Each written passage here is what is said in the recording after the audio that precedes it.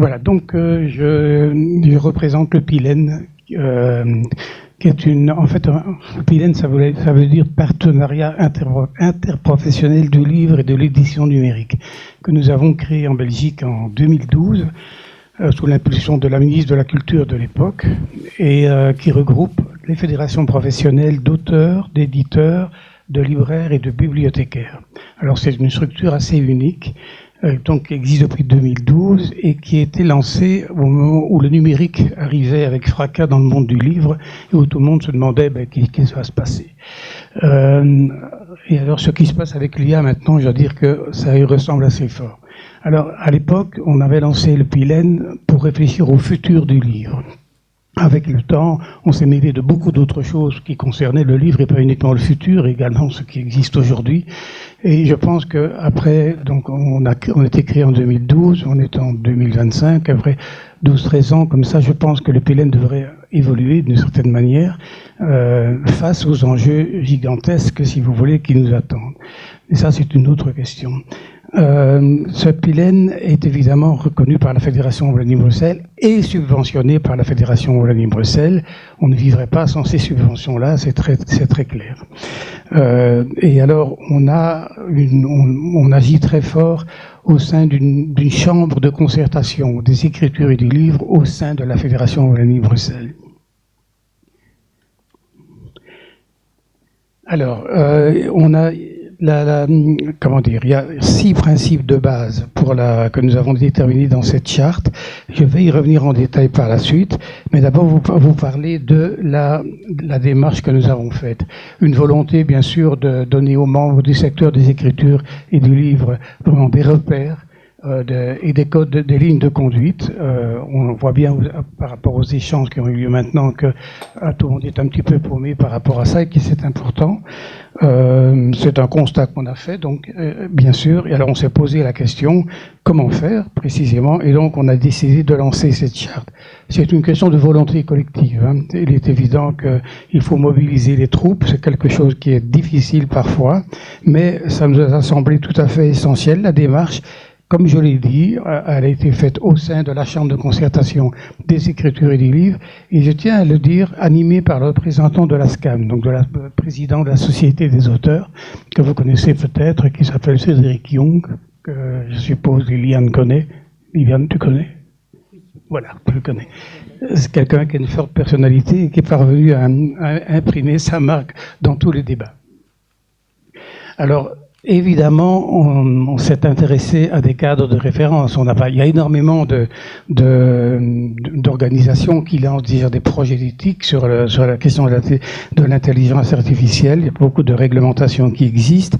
On s'est basé sur, en fait, des cadres protecteurs pour les droits humains et culturels, et on s'est basé sur 3 d'entre eux. L'AI Act, qui a été évoqué tout à l'heure, hein, la recommandation sur l'éthique de l'IA de l'UNESCO, qui sert vraiment de référence mondiale, et alors on s'est mis en lien, bien sûr, avec les objectifs de développement durable de l'ONU. Je vous envoie très brièvement pour ces 3 secteurs-là à des présentations qui existent. L'IA Act, c'est une usine à gaz, comme disait Patrick tout à l'heure. L'IA Act, si vous allez au chapitre 10, il y a des codes de conduite et des guidelines qui ont été établis, et notamment dans les articles 95 et 96, auxquels on peut se référer, que nous sommes allés voir et qui nous ont permis de réfléchir ensemble. Alors, la même chose pour l'UNESCO. L'UNESCO, la diapositive est un petit peu déstructurée, mais enfin, si vous allez sur le site de l'UNESCO, vous trouvez ces recommandations, notamment dans le chapitre 3, les valeurs, respect, protection et promotion des droits de l'homme, des libertés fondamentales et de la dignité humaine, etc. Et c'est aussi là-dessus qu'on s'est basé. Et alors, le dernier cadre de référence, c'est évidemment les objectifs de développement durable de l'ONU. 17 objectifs pour transformer notre monde. Vous pouvez aller voir également sur... Alors, il y a 6 principes de base que nous avons déterminés. Je vais vous les détailler en détail, enfin un peu plus longuement. Responsabilité culturelle et responsabilité collective, transparence, authenticité, respect des lois. évidemment, équilibre entre recherche de productivité et partage équitable de gains et revenus, et apprentissage collectif et partage de connaissances. Alors je vous invite à lire, je vais le lire avec vous évidemment, ces différents principes qui ont fait l'objet de très longues discussions entre nous, mais voilà, pour certains d'entre eux en tout cas. Principe de responsabilité individuelle et de responsabilité collective. Chaque individu et chaque collectif, respectivement, est responsable de l'usage qu'il ou elle fait des outils et services d'IA, de leurs implications et du respect des bonnes pratiques établies par la présente charte. Ceci implique au minimum de questionner la pertinence de l'usage de ces outils et services dans une activité donnée et de veiller à la prévention des risques. Donc j'insiste beaucoup sur la question de la pertinence à évaluer de l'usage de ces outils. Dans l'exercice des responsabilités collectives, les groupements d'acteurs et actrices veillent à ce que chacun et chacune puisse librement exercer ses propres responsabilités individuelles. Deuxième principe, le principe de transparence, sans préjudice de l'application des dispositions de transparence du règlement européen du 13 juin 2024 sur l'IA, singulièrement en ce qui concerne les différents intervenants industriels dans le cycle de production et commercialisation de l'IA. Les individus et les collectifs organisent la transparence de leurs sources et autres éléments utilisés, ainsi que, et j'insiste beaucoup là-dessus, ainsi que l'explicabilité du processus technique de l'IA et l'information relative à l'utilisation de l'IA, laquelle implique que la production de l'outil ou du service d'IA soit identifiable en tant que tel. Principe d'authenticité. Alors, moi, j'aime beaucoup ce principe-là parce qu'en fait, le principe d'authenticité, c'est le facteur humain. Le facteur humain qui doit être présent dans les interventions des acteurs des écritures et du livre. Le travail authentiquement humain et les œuvres qui en sont le fruit ne peuvent être remplacés par des productions synthétiques, c'est-à-dire des productions intégralement générées par des machines d'IA. En application du principe de transparence précédent, les individus et les collectifs distinguent dans la création d'œuvres et de contenus la contribution de l'outil utilisé et celle de l'humain, et recours si possible au label, qu'on a évoqué tout à l'heure, au label disponible pour identifier et protéger la création authentiquement humaine. Dans nos métiers, serait considéré comme une pratique trompeuse et déloyale et à écarter de la filière une production entièrement ou partiellement synthétique, présentée comme une création intégralement humaine. La question des labels a fait l'objet aussi de pas mal de discussions entre nous.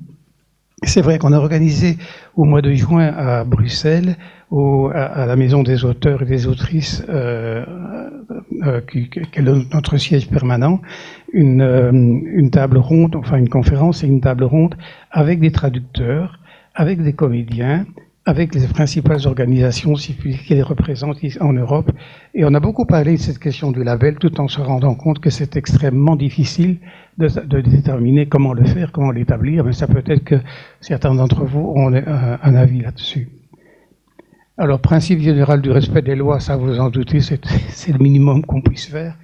Les individus et les collectifs respectent les lois, et notamment les dispositions en matière de propriété intellectuelle, de protection des données personnelles, des informations confidentielles, le respect des droits moraux, des auteurs et autrices, des artistes fait l'objet de précautions particulières face à l'industrialisation et à l'usage des outils d'IA.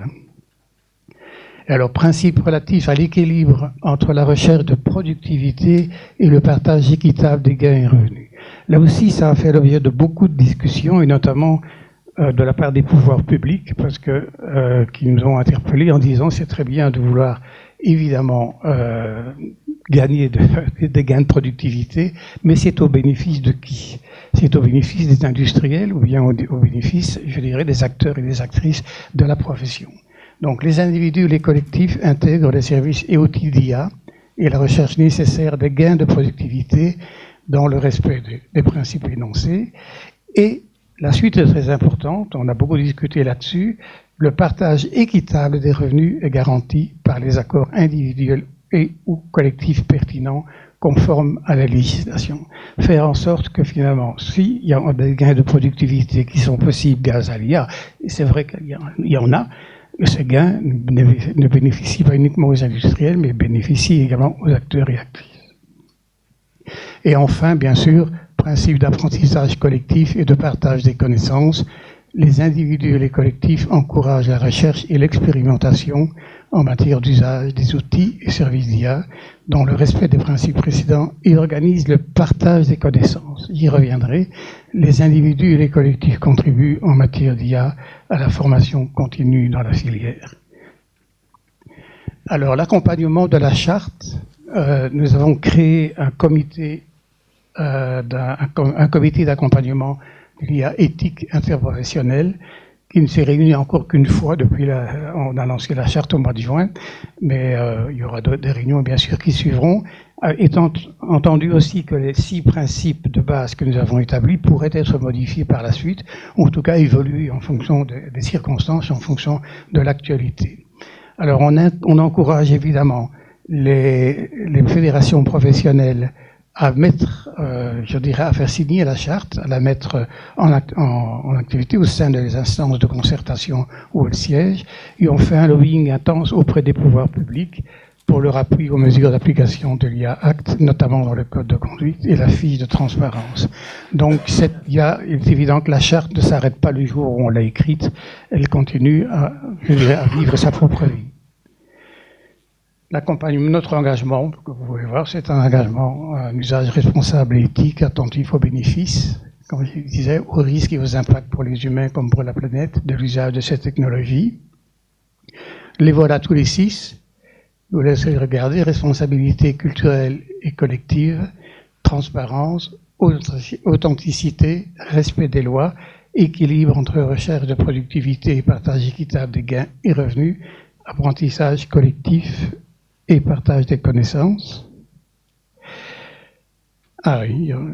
Et alors, je dis que cette charte a été travaillée par l'interprofession, bien entendu, mais on a fait parvenir, on a fait participer aux travaux d'autres personnes qui travaillent dans d'autres secteurs culturels, et notamment le secteur du cinéma et de l'audiovisuel. Je suis désolé, l'adresse Internet est à l'envers, enfin peu importe. On peut la rétablir facilement. Je l'avais rétabli, mais pas sur ma clé USB, malheureusement. C'est pour tromper les robots. C'est pour tromper. Excellent. Donc, les principes sont les mêmes, mais je crois qu'il y a des... Oui, voilà. En fait, ce qui est intéressant, c'est principe de responsabilité individuelle et de responsabilité collective. Je l'ai mis ici. Donc, le secteur du cinéma et de l'audiovisuel a utilisé notre charte comme base de travail, mais ils ont modifié certaines choses. Et ça peut être intéressant pour certains d'entre vous. C'est-à-dire que le secteur du cinéma et de l'audiovisuel a des conventions avec ce qui est l'équivalent de France Télévisions, si vous voulez, avec la RTBF, donc la radio-télévision francophone de Belgique, avec une charte spécifique. Donc, les périmètres des usages de l'IA devraient être inscrits dans les contrats de production, le contrat de gestion de la RTBF, avec une charte spécifique, les aides ou subventions accordées par le Centre du cinéma ou par les fonds régionaux, Screen Brussels notamment, et Wallimage. Vous connaissez sans doute Wallimage, qui est ce procédé subventionné en partie, très légèrement par la région wallonne, qui permet aux entreprises de financer des productions cinématographiques et audiovisuelles. Ça marche très très fort. On a beaucoup, Danny Boone par exemple, lorsqu'il fait son dernier film ou l'avant-dernier, il l'a fait grâce au financement de Wallimage. Voilà, donc ça m'a semblé être un point peut-être important pour ceux d'entre vous qui travaillent dans le cinéma. Il y a le principe de transparence en précisant que les outils ont été utilisés dans quel but et par quelle production ou hybridation.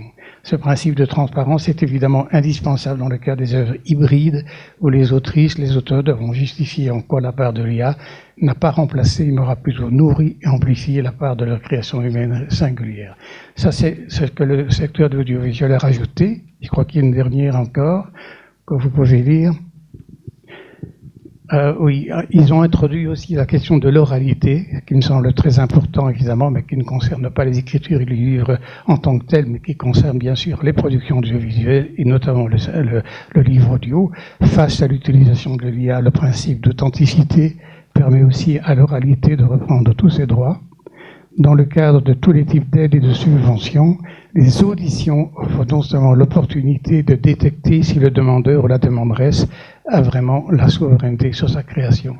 Et c'est quelque chose aussi que nous avons introduit dans les règlements d'aide. Quand un acteur demande, un éditeur, un auteur demande des subventions de production, on demande nécessairement maintenant une audition de la personne. On ne se base plus uniquement sur des documents écrits. Voilà.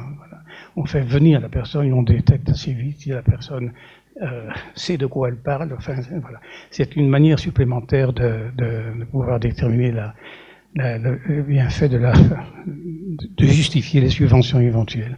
Alors, on a d'autres démarches qui sont en cours, et notamment au sein de la SCAM, et donc au sein de notre interprofession, on a décidé de faire des séances de formation. Donc on va les lancer seulement maintenant, et la SCAM principalement, faire venir des auteurs pour leur apprendre ce que c'est que l'IA, leur apprendre à gérer les outils d'IA, leur donner des cours finalement. C'est de la formation qu'on veut faire et qui sera partagée entre les différents professionnels. Parallèlement à ça, nous avons obtenu une subvention de la région wallonne. C'est un peu compliqué la Belgique.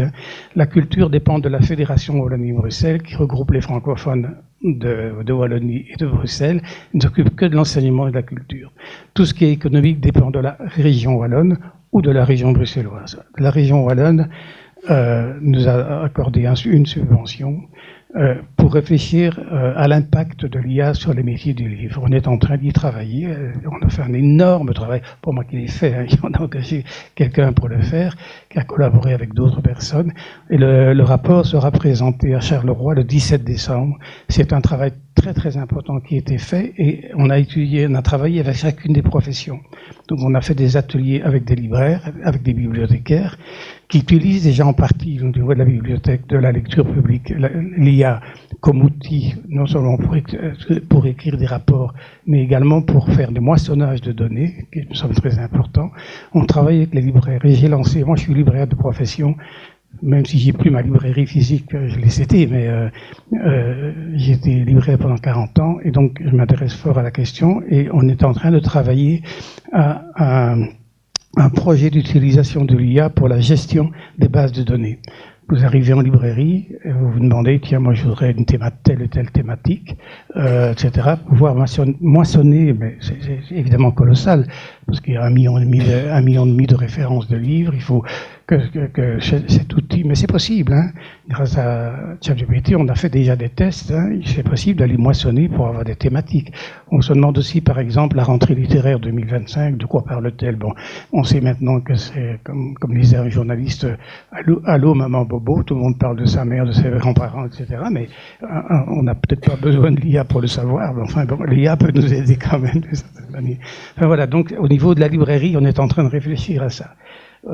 Voilà, on fait ça pour les différents métiers, et donc lecture publique, librairie, auteur avec des séances de formation, éditeur. Les éditeurs aussi essayent de se former de plus en plus, parce que c'est quelque chose qui intervient, mais nous souffrons en Belgique, on a un petit marché en fait. La plupart de nos grands auteurs, si je puis dire, se font publier à Paris. Donc les maisons d'édition belges francophones sont, à part les impressions nouvelles, sont des maisons d'édition de petite et moyenne taille. Donc ont beaucoup de problèmes aussi, je dirais, à subsister ou à survivre dans un environnement global qui est celui celui que nous connaissons. Voilà, en gros. Alors je voulais juste encore dire que il y a une autre charte qui vient d'être lancée par l'IAIBF, donc l'Association européenne et internationale des libraires, avec une charte, elle est sur mon ordinateur, enfin bon, je n'ai pas accès ici maintenant, mais pour aller voir, c'est une charte qui s'inspire également du même genre de principe et qui a l'avantage de s'adresser à un niveau européen déjà, tandis que nous adressons également à un niveau strictement belge et encore francophone belge.